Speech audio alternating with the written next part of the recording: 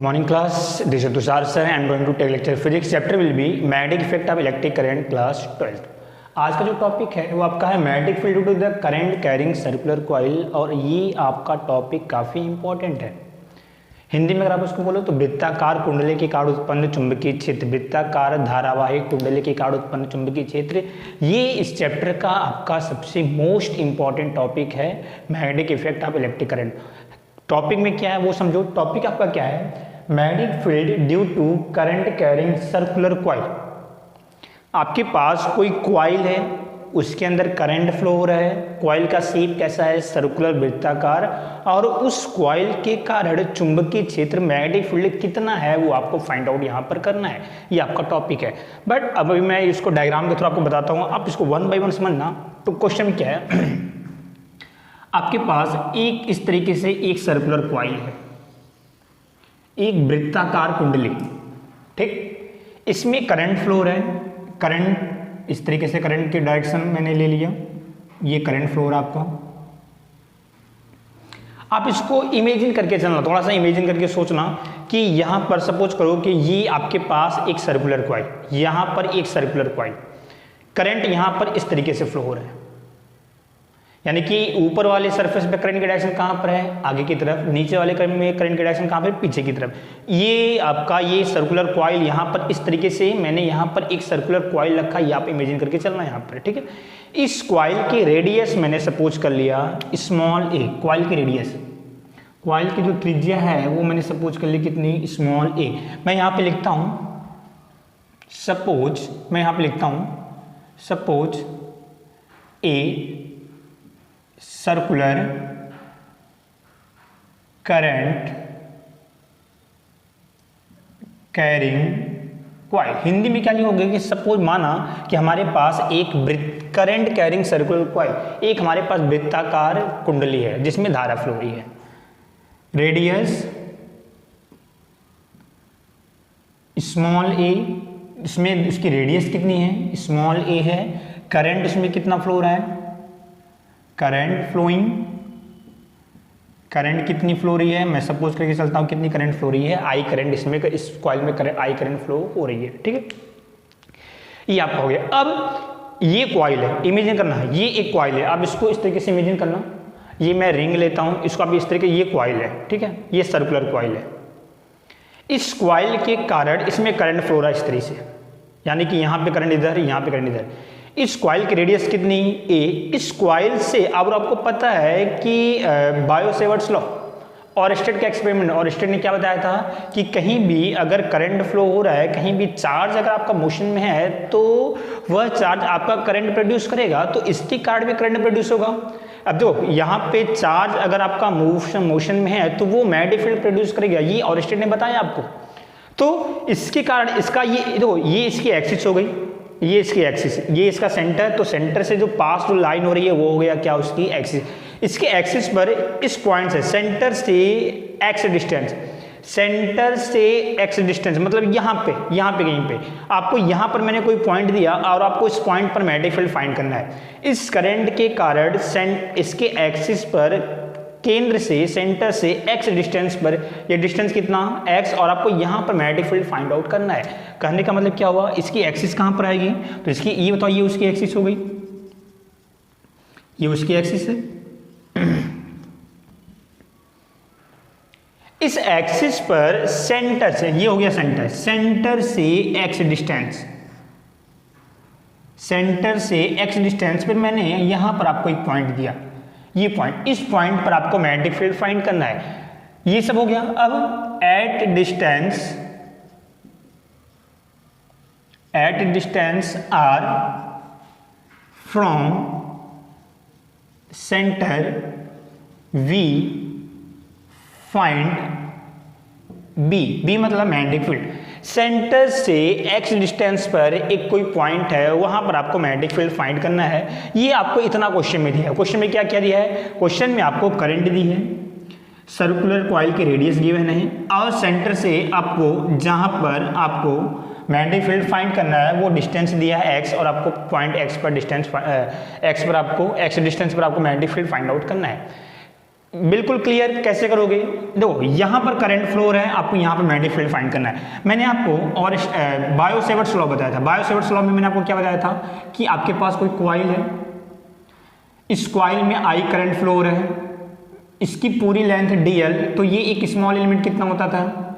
अगर आपको याद हो तो पूरी लेंथ है l, ये स्मॉल लेंथ कितना dl, ये बताओ तो ये इतना एलिमेंट यहाँ पे कितनी करंट I करंट और यहाँ की लेंथ कितनी dl।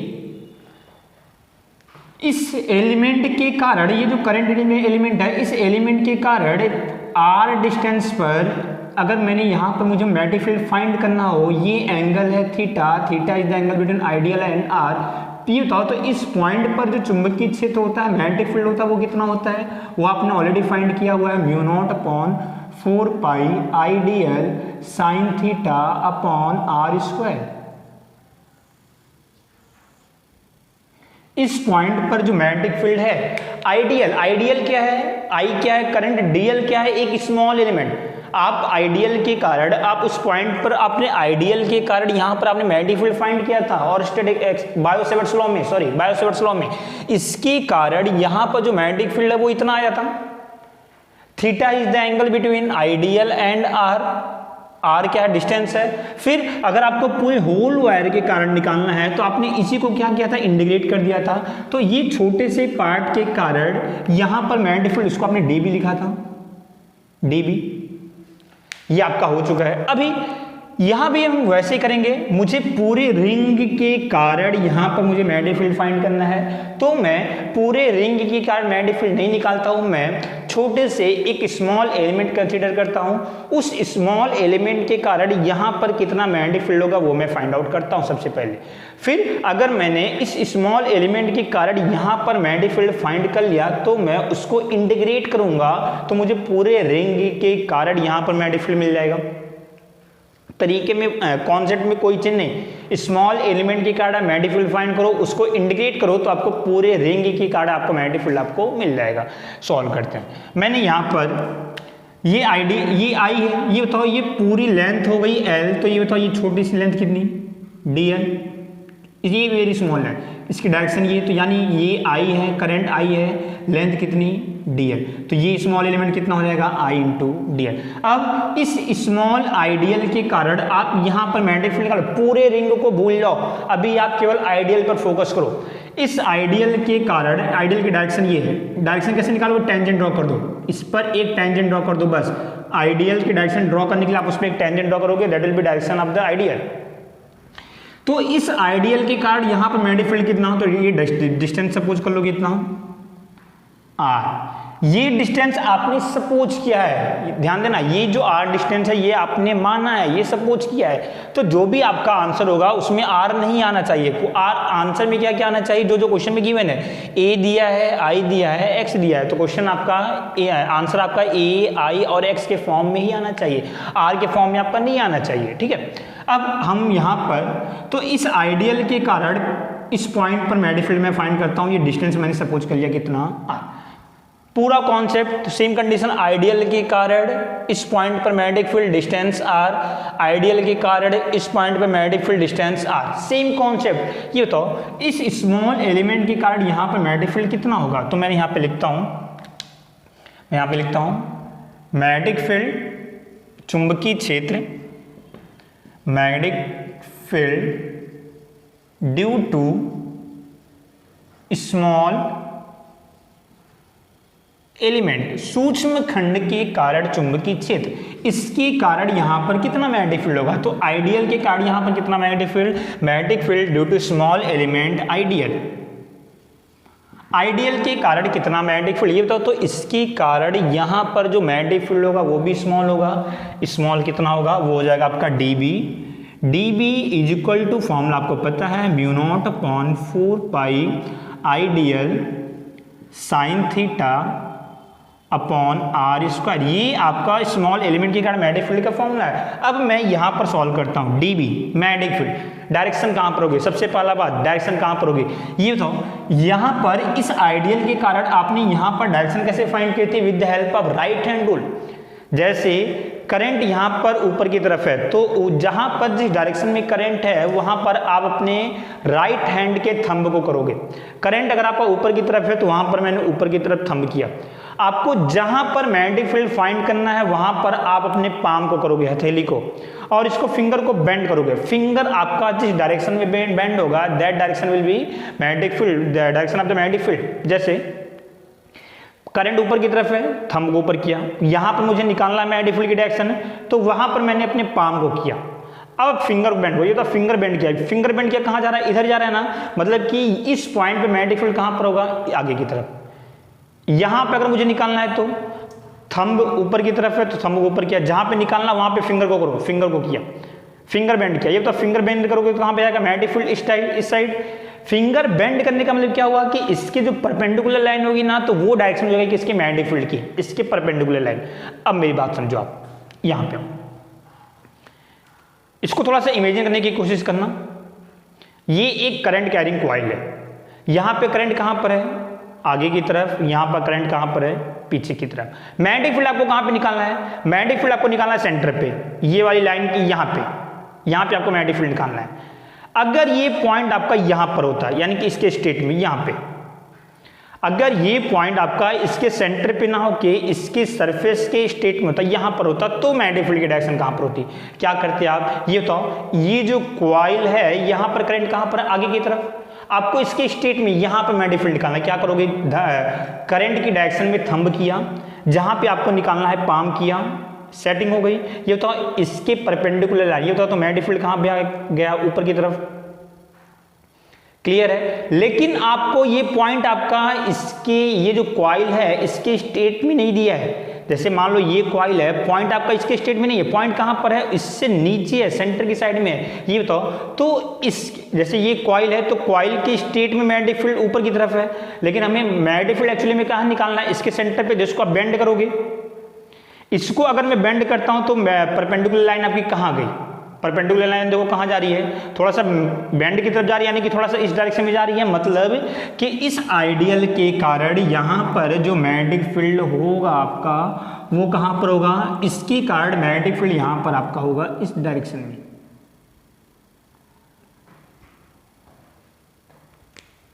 इस सर्कुलर कॉइल के कारण सेंटर में मैग्नेटिक फील्ड, अगर मुझे एकदम टॉप पे निकालना हो, यानी अगर मुझे यहां पे निकालना हो, यहां पे निकालना होगा तो मैग्नेटिक फील्ड कहां पर आएगा? एकदम ऊपर की तरफ आएगा, स्ट्रेट इस तरीके से। लेकिन आपको यहां पे नहीं निकालना है। आपका पॉइंट तो ये है ना, जब आप इसको बेंड करोगे तो ये जो मैग्नेटिक फील्ड लाइन है ये आपकी बेंड हो जाएगी, यानी कि डायरेक्शन आपका चेंज हो जाएगा, ये हो जाएगा। तो इस एलिमेंट के कारण ये मैग्नेटिक फील्ड, इसको मैंने नाम दिया क्या? DB, small magnetic field. Clear?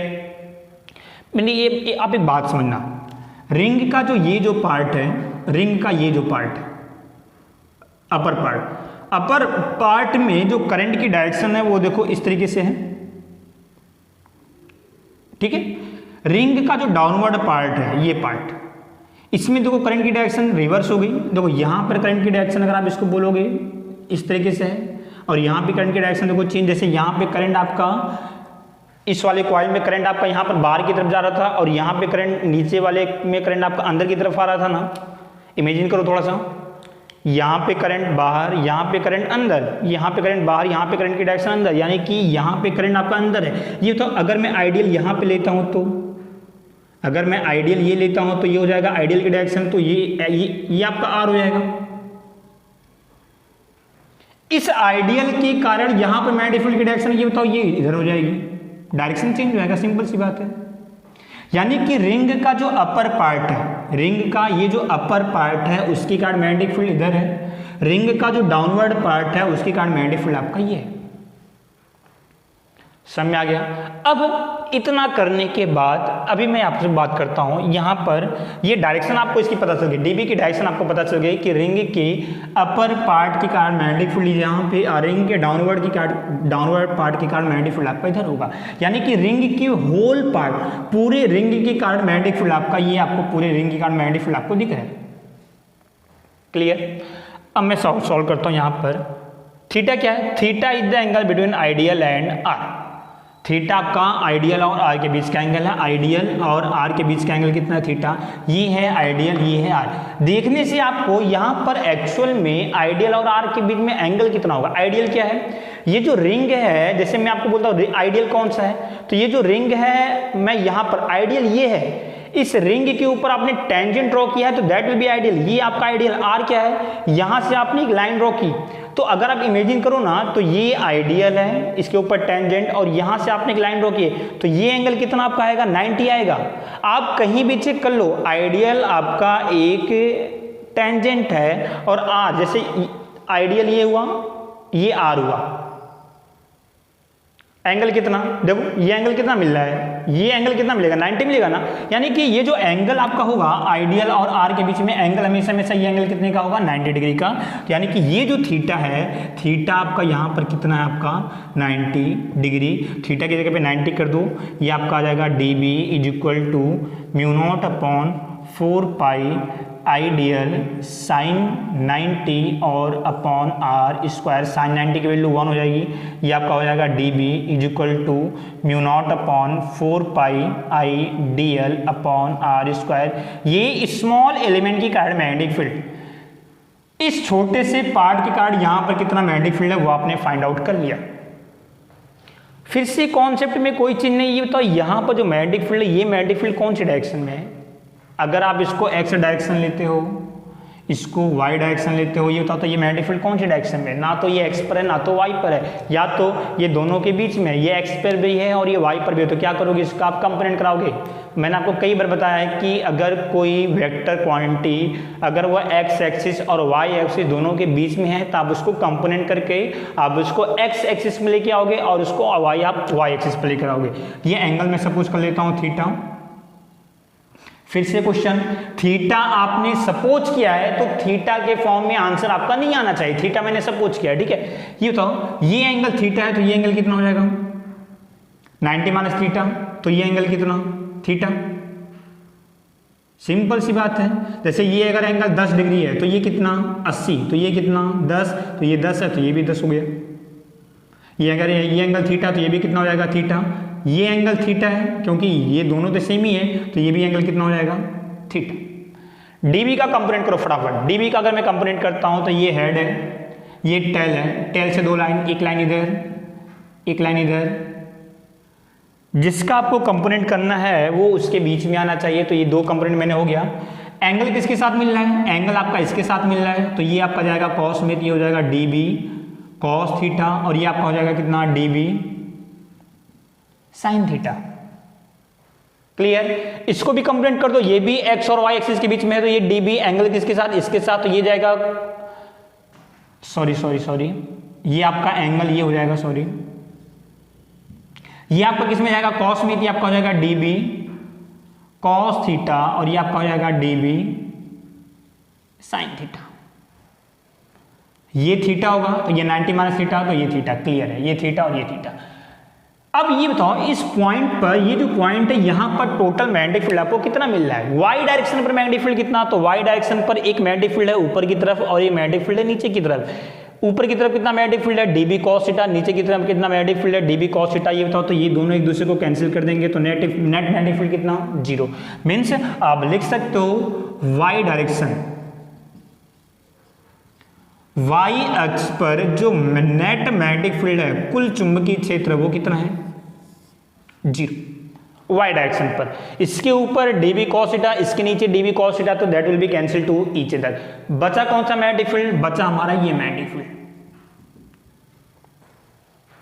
यानी कि रिंग के अपर पार्ट के कारण मैग्नेटिक फील्ड कहां पर है डीबी साइन थीटा आगे की तरफ, रिंग के डाउनवर्ड पार्ट के कारण मैग्नेटिक फील्ड कहां पर है डीबी साइन थीटा आगे की तरफ। मतलब जो नेट मैग्नेटिक फील्ड है वो कौन सा है dB sine theta in the forward direction. मतलब पूरे रिंग के कारण मैं लिखता हूं नेट मैग्नेटिक फील्ड, मैंने यहां पर लिखा नेट मैग्नेटिक फील्ड, तो नेट मैग्नेटिक फील्ड आपका हो जाएगा डीबी नेट। स्मॉल एलिमेंट के कारण यहां पर कुल मैग्नेटिक फील्ड कितना हो जाएगा आपका dB sine theta, dB sine theta, dB net magnetic field कितना डीबी साइन थीटा। डायरेक्शन कौन सी है, along द एक्सिस, ये बताओ ये रिंग है, इसकी एक्सिस ये है ना, तो ये जो मैग्नेटिक फील्ड है वो भी उसी डायरेक्शन में जा रही है, तो ये dB sin theta along the axis, along the axis, मतलब पूरे रिंग के कारण जो मैग्नेटिक फील्ड आपका मिल रहा है वो उसके एक्सिस पे मिल रहा है। मतलब कि क्या हुआ कि अगर ये आपका रिंग है, ये आपका रिंग है, इसमें करंट अगर आपका इस तरीके से फ्लो रहा है तो मैग्नेटिक फील्ड कहाँ मिल, इस तरीके से कोई कॉइल है, यहाँ पर कुछ इस तरीके से करंट फ्लो रहा है, तो इसका नेट मैग्नेटिक फील्ड कहाँ पर हुआ, तो dB cos फाई ऊपर, dB cos फाई नीचे कैंसिल, dB sin फाई आगे अपर पार्ट के कारण, dB sin फाई आगे डाउनवर्ड पार्ट के कारण, तो पूरे रिंग के कारण मैग्नेटिक फील्ड कहां पर है, dB sin phi in the forward direction, यानी कि इसके एक्सिस के डायरेक्शन, यानी कि इसके कारण मैग्नेटिक फील्ड कहां पर होगा, इसके एक्सिस पर कितना, dB sin फाई, ये हो गया। अब अभी आप सॉल्व कर लो, dB की वैल्यू आपने ऑलरेडी निकाल के रखी है, तो यहां पर मैं सॉल्व करता हूं, dB net is equal to dB की वैल्यू ये हो गया कितना, mu not upon 4 pi Idl upon R square into theta के फॉर्म में आपको आंसर नहीं लेके आना, मैंने आपको पहले बताया था, थीटा एंड आर के फॉर्म में आपको आंसर लेकर नहीं आना है क्योंकि वो क्वेश्चन में नहीं दिया है, ठीक है। थीटा साइन थीटा, ये बताओ ये एक ट्रायंगल आपको दिख रहा है, ये एक ट्रायंगल दिख रहा है, तो ये थीटा के सामने परपेंडिकुलर, ये लंब 90 अंश, 90 के सामने कड़, ये हाइपोटेनियस, और ये हो गया आपका बेस। ये बता तो साइन थीटा यहाँ से कितना हो जाएगा, अगर मैं इस वाले ट्रायंगल की बात करता हूँ, इस वाले ट्रायंगल में साइन थीटा कितना, थीटा के सामने परपेंडिकुलर, तो परपेंडिकुलर कितना है a अपॉन हाइपोटेनियस, तो 90 के सामने हाइपोटेनियस कितना r, ये बताओ r कितना होगा, r अगर मैं आपसे पूछता हूँ तो r is equal to under root, ये हाइपोटेनियस है तो a square plus X square, ये आपको पता ही है, a square plus X square, यहाँ से r इज इक्वल टू कितना हो जाएगा, A square plus X square पे पावर 1/2 लिख सकते हो इसको आप, सिंपल है। तो साइन थीटा की जगह पे कितना, a बाई आर, तो यहाँ पे मैं रिप्लेस कर देता हूँ साइन थीटा की जगह पर a अपॉन आर, रिप्लेस मैंने कर दिया, ये कितना हो जाएगा, r इंटू आर स्क्वायर कितना, r पे पावर 3, इसको आप और सॉल्व मैं करता हूँ आगे, मैंने यहाँ पे लिखा dB is equal to mu not upon 4 pi Idl into A upon R square into R पे पावर 3, आर के फॉर्म में आपको आंसर नहीं लेके आना है, तो आर पे पावर 3 की जगह पे क्या लिख सकते हो, आर की जगह पे ये लिख सकते हो, ये बताओ, तो आर पे पावर 3 चाहिए, आर क्यूब चाहिए, तो बोथ साइड क्यूब कर दो, अगर मैं बोथ साइड क्यूब करता हूँ तो ये हो जाएगा आर क्यूब, ये हो जाएगा A square plus X square पे पावर ये 3/2 हो जाएगा, क्यूब करोगे तो 1/2 था, क्यूब करोगे तो ये हो जाएगा 3/2, तो आर क्यूब की वैल्यू चाहो तो आप ये यहाँ पे पुटअप कर दो, कितना हो जाएगा, dB is equal to mu not upon 4 pi I dl into A upon R cube की वैल्यू ये रख दो, तो कितना हो जाएगा, A square plus X square के पावर 3/2, ये आपका हो गया नेट मैग्नेटिक फील्ड। पूरे रिंग में जो भी आपका स्मॉल एलिमेंट है, स्मॉल एलिमेंट के कारण जो मैग्नेटिक फील्ड निकला वो आपका इतना निकला। अब मुझे पूरे रिंग के कारण निकालना है, तो होल रिंग के कारण निकालने के लिए अब इसको क्या कर दो, इंटीग्रेट कर दो, सिंपल।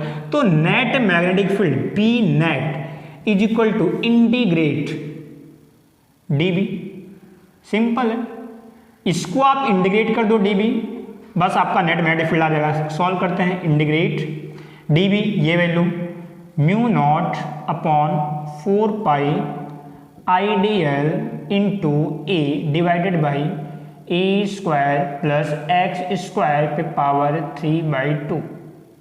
आप इसका स्क्रीनशॉट लो, एक इस टाइप का मैं यहाँ इस साइड का मैं रफ करता हूँ, आप एक इसका स्क्रीनशॉट लो, फिर मैं आगे आपको बताता हूँ।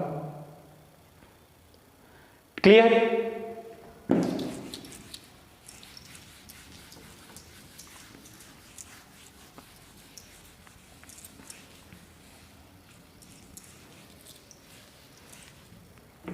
ठीक है, तो ये वैल्यू कितनी आ गई, बी नेट, हमारा नेट मैग्नेटिक फील्ड कितना आ गया, तो हमारा नेट मैग्नेटिक फील्ड आ गया B net is equal to integrate mu not upon 4 pi Idl into A upon A square plus X square पे पावर 3/2। इंटीग्रेट करना है तो जो कॉन्स्टेंट उसको बाहर कर दो, तो mu not upon 4 pi constant current constant, A क्या है उसकी रेडियस त्रिज्या constant, A X square constant, सब बाहर, सब सारी वैल्यू बाहर, डी आपका अंदर बचेगा, यानी बाहर कितना बचेगा mu naught upon 4 pi into I into A divided by A square plus X square पे पावर 3/2 इंटीग्रेट डीएल। और इंटीग्रेट डीएल का मतलब क्या है, जो भी आपने लुक लिया है डीएल डीएल डीएल डीएल सबको ऐड करो, क्या मिलेगा ये बताओ, ये डीएल है, डीएल डीएल सबको मैं अगर मैं ऐड करता हूं तो मुझे रिंग का पूरा सर्कमफेरेंस मिलेगा, और रिंग की सर्कमफेरेंस यानी रिंग की परिधि कितनी हो जाएगी 2 पाई आर, यहाँ पर आर की जगह पे कितना है ए, तो ये डीएल डीएल सबको ऐड करोगे तो कितना हो जाएगा 2 पाई ए, इसकी जगह पे आप लिख सकते हो 2 पाई ए, तो ये कितना हो जाएगा mu not upon 4 pi into I A divided by A square plus X square पे पावर 3/2 इंटू 2 पाई ए। यहां से कितना a इंटू ए स्क्वायर, तो mu not upon 4 pi into I into A square, तो 2 pi A square divided by A square plus X square पे power 3/2। ये हमारा आ गया मैग्नेटिक फील्ड। यहीं पे आप एक बात समझना, यहीं पे इसी क्वेश्चन में अगर मैं आपसे पूछता हूं कि ये जो पॉइंट आपका सेंटर से एक्स डिस्टेंस पर है, अगर ये पॉइंट आपका सेंटर पे हो तो, यानी कि अगर आपको सेंटर पे मैग्नेटिक फील्ड निकालना है तो, केंद्र पर ही अगर आपको चुंबकीय क्षेत्र निकालना है तो, ये पॉइंट अगर आपका यहां पर होता तो एक्स ये होता, ये पॉइंट अगर आपका यहां पर होता तो एक्स ये होता, ये पॉइंट अगर आपका सेंटर पर है तो एक्स कितना 0, यानी कि अगर मुझे सेंटर पर निकालना है, एट सेंटर केंद्र पर, ये बताओ तो केंद्र पर निकालने के लिए x की वैल्यू 0, यहां पर x की वैल्यू 0 पुट अप कर दो, कितना आएगा देखो इधर, x की वैल्यू अगर मैं 0 लिखता हूं बचेगा कितना, पाई से पाई कैंसिल, मैं इधर समझो आप, b is equal to pi से पाई कैंसिल, 2 से 4 कैंसिल, तो b equal to mu naught, ये i बचा, पाई से पाई कैंसिल होगा, 2b कैंसिल होगा तो यहां पे नीचे 2 बचा, ऊपर कितना a स्क्वायर अपॉन x की जगह पे 0, तो a स्क्वायर पे पावर 3/2, 2 से 2 कैंसिल तो a पे पावर 3, ये कैंसिल तो नीचे एक a बचा, यानी लिख सकते हो आप म्यू नॉट i अपॉन 2 और एक नीचे a बचा, यानी ये हो जाएगा b। ये आप रिजल्ट याद रखना, ये रिजल्ट आपका काफी इंपॉर्टेंट है, एट सेंटर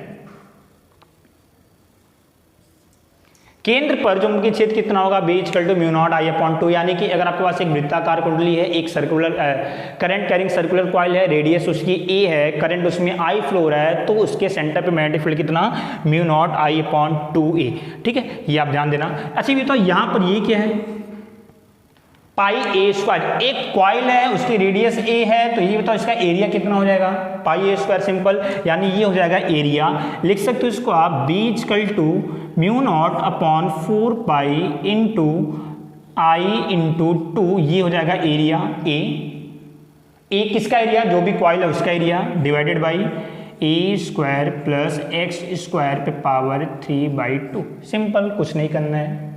ये आपका आ गया आंसर, ये आपका आ गया फाइनल रिजल्ट।